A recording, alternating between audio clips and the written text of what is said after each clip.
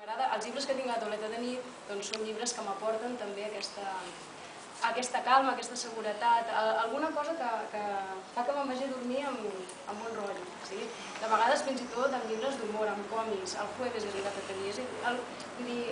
Tot el que sigui que m'aporti coses positives i boniques per abans d'anar a dormir.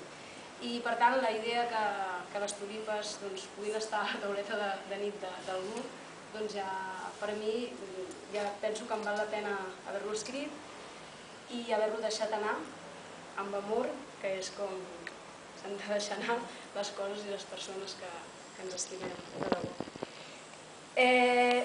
Què més del llibre? Dues coses que no ha dit la Marta, però que bé, ja hem quedat abans, que ja ho diria jo, que no són relats, d'acord? És a dir, no són relats, no són contes ni microrelats, jo sé que està molt de moda, però jo no escric contes, no en sé, no escric microrelats, no és la meva intenció, i aquest llibre és un llibre sencer.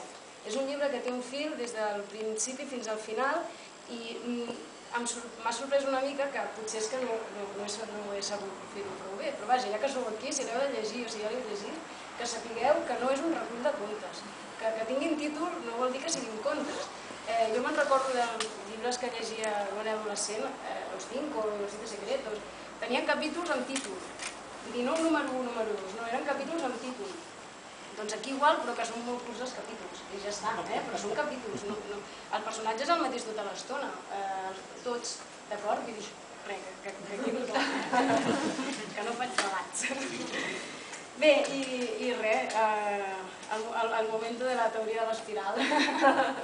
Bé, ho vaig fer a Barcelona i crec que ajuda a entendre el llibre i per això també ho vull explicar ara.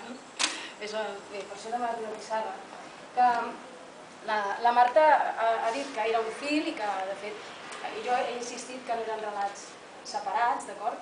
I volia explicar una mica quina és l'estructura profunda d'aquest llibre tal com jo l'he concebuda. Després vosaltres el llegiu i semblarà perfecte el que us arribi, naturalment.